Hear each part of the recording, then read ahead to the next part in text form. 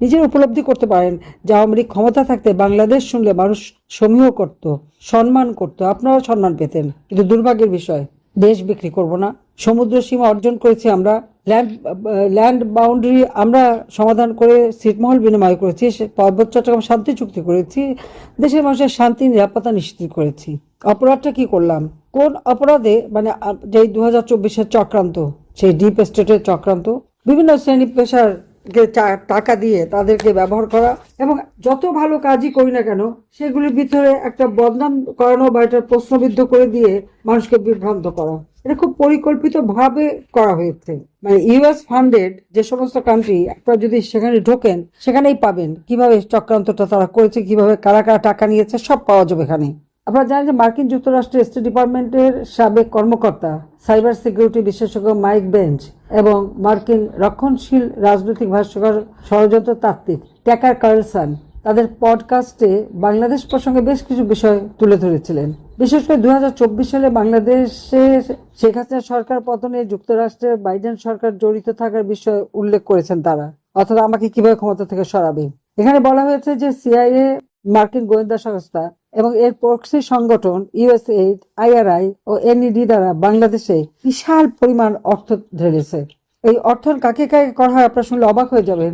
Media, অর্থাৎ social media, electronic, print, সাংস্কৃতিক কর্মী, র্যাপার, ক্ষুদ্র নিগোষ্ঠী, হিজড়া, সমকামী, ট্রান্সজেন্ডার, র্যাডিক্যাল গ্রুপ, জঙ্গি সংগঠন, সন্ত্রাসী গ্রুপ, সোশ্যাল মিডিয়া, ইনফ্লুয়েন্সার, শিক্ষক, শিক্ষার্থী, একই সাথে আইন শৃঙ্খলা রক্ষাকারী সংস্থা, সশস্ত্র বাহিনীর সদস্য, সকলকে ব্যাপকভাবে অর্থ দিয়ে আমাদের বিরুদ্ধে অপপ্রচার শুরু করে নানা ধরনের, এবং এই অপপ্রচার করে করে মানুষের মধ্যে একটা বিভ্রান্তি সৃষ্টি করার চেষ্টা করে। ওই অবস্থা মোকাবেলা করেও আমরা কিন্তু নির্বাচন করে সরকারে আসি। কিন্তু এই যে ইউএস ফান্ডের এনইডি, এই এনইডি অর্থাৎ এটা হচ্ছে endowment, national endowment for democracy.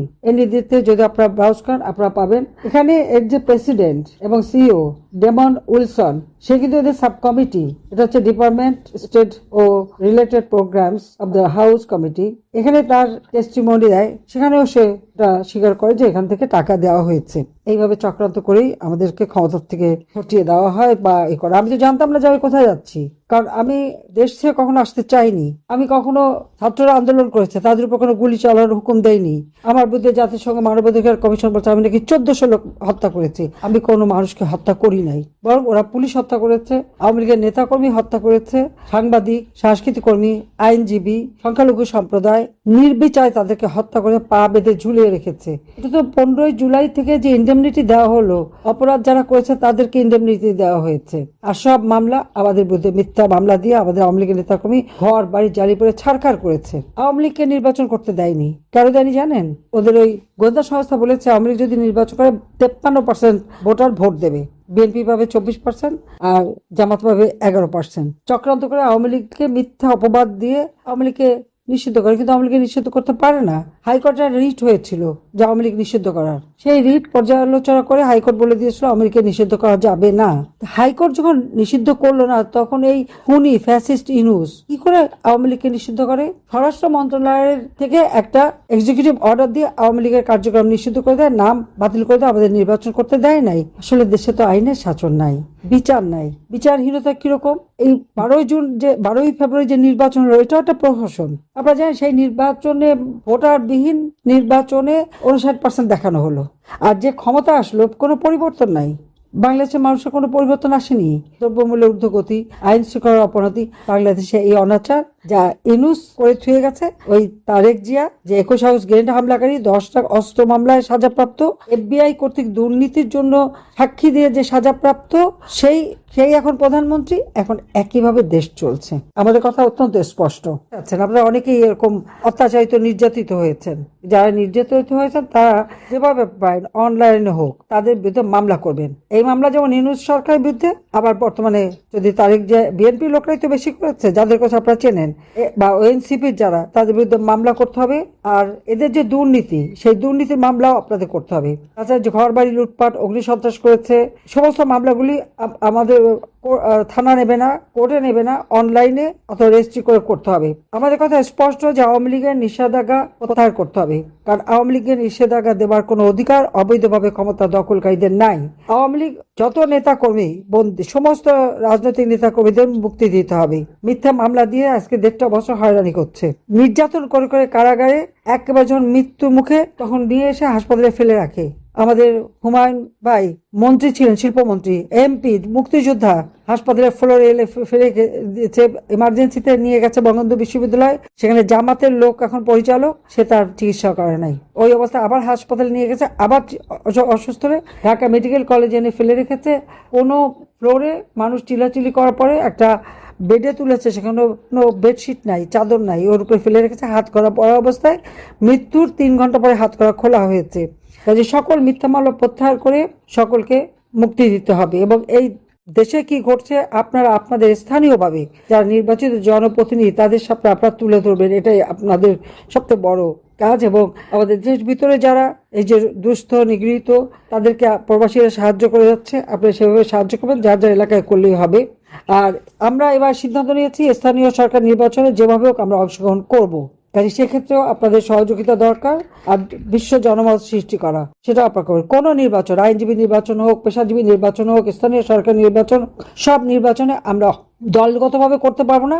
আমরা একেবারে নিজেরা স্বতন্ত্র হিসেবে করলেও প্রত্যেকটা ইলেকশন আমি বলছি আমাদের ইলেকশন করতে হবে। আজকে যে সন্ত্রাস, জঙ্গিবাদের সৃষ্টি, দুর্নীতিতে চ্যাম্পিয়ন, এই বিষয়গুলি আন্তর্জাতিক ফোরামে তুলে ধরা। এবং এরা যে আসলে বিএনপি যে সন্ত্রাসী, কানাডা কোর্টে কিন্তু বলেছিল বিএনপি সন্ত্রাসী দল, আজকে সেই বিএনপি ক্ষমতা এসেছে। কাজে এর হাত থেকে দেশকে মুক্ত করতে হবে। আপনারা ভালো থাকেন, সুস্থ থাকেন। চরম কষ্টের মধ্যে আমাদের দেশের মানুষ, এই কষ্ট থেকে তাদের মুক্ত করতেই হবে। আজকে দেশকে ধ্বংস করে দিয়েছে, দারিদ্র্যের হার এখন 40% উঠে গেছে। 5 কোটি মানুষকে নিম্নবিত্ত থেকে মধ্যবিত্তে তুলে এনেছিলাম, আবার দারিদ্র্য সীমায় চলে গেছে 6 কোটি মানুষ। যুব সমাজের কাজ নেই, শিশুদের নিরাপত্তা নেই, বালিকা শিশু নারী প্রতিনিয়ত ধর্ষণ হচ্ছে। সংখ্যালঘু সম্প্রদায় তারা নির্যাতিত, তাদের সম্পত্তি দখল, এমন একটা অরাজকতা, মানুষ বিচারও চাওয়ার জায়গা নাই। যে রাষ্ট্র আইনের শাসন প্রতিষ্ঠা করতে পারে না, বিচার করতে পারে না, যে রাষ্ট্র মানুষের জীবনে নিরাপত্তা দিতে পারে না, সেই সরকার দেশ চালাবে কিভাবে? দেশের যে অর্থনীতি ধ্বংস, আজকে আমরা এই 26 সালে উন্নয়নশীল দেশের মর্যাদা পাবো, উন্নয়নশীল দেশ হিসেবে যখন আমরা সেলিব্রেট করব, উৎসব করব, আজকে সেখানে ঘরে ঘরে হাহাকার, নদী নালা, খাল বিল, জঙ্গল, পুকুর, সব জায়গায় লাশ আর লাশ আর লাশ। 10,000-এর মতো নেতা কর্মী, আওয়ামী লীগের, মুক্তিযোদ্ধা, সংখ্যালঘু সম্প্রদায়, পুলিশ এদেরকে হত্যা করেছে, লাশ গুম করেছে, নির্যাতন করেছে। আর প্রায় 5-6 লক্ষ আওয়ামী লীগ কর্মীদের বিরুদ্ধে, নেতা কর্মীর বিরুদ্ধে মামলা, এত মামলা দিয়েছে, 5-6 লক্ষটা মামলা। এক একটা মামলার পিছনে 200-300 হাজার হাজার লোকে আসামি করে বসে আছে, অজ্ঞাতনামাকে যখন খুশি তাকে ধরতে পারে। এইরকম চরম নির্যাতন, আর সেই পাকিস্তান হানাদার বাহিনী যা করে গেছে, এরা তাই করে যাচ্ছে। বিজয় অর্জন আমরা করেছি 71 সালে, জয় বাংলা স্লোগান, সেই জয় বাংলা স্লোগান দিল কেন? তার জন্য গ্রেপ্তার করে। একটা ছোট শিশু কোলে মাকে দেখবেন আপনারা, সেই মাকে কিভাবে পুলিশ টেনে নিয়ে যাচ্ছে, তাকে গ্রেপ্তার করে। সে কেন 32 নম্বরে গেল, কেন জয় বাংলা বললো, এই অপরাধে। আজকে যদি জয় বাংলা স্লোগান না হতো, আজকে যদি জাতির পিতা দেশ স্বাধীন না করতেন, এত বড় বড় পোস্টে এত জায়গায় কি মানুষ যেতে পারতো? দেশে বিদেশে চাকরি পেত? ওই জেনারেল হওয়া বা সচিব হওয়া বা মন্ত্রী হওয়া, প্রধান উপদেষ্টা, কোনো কিছু হতে পারতো না। পাকিস্তানিদের বুটের তলায় থাকতে হতো। আর সেটাই বোধহয় এরা চায়। এরা পরাজিতদের সাথে আছে, বিজয়ীদের সাথে নাই। আজকে আবার আমার বিজয়ের বেশে বাঙালি জাতি মাথা উঁচু করে বাংলাদেশে বিশ্বের বুকে আবার মাথা তুলে দাঁড়াবে। ইনশাল্লাহ সেটা হবেই, আমরা সেটা করবই, এটাই আমাদের প্রতিজ্ঞা। জাতির পিতার প্রতি শ্রদ্ধা জানিয়ে আমার বক্তব্য শেষ করছি। খোদা হাফেজ। জয় বাংলা, জয় বঙ্গবন্ধু।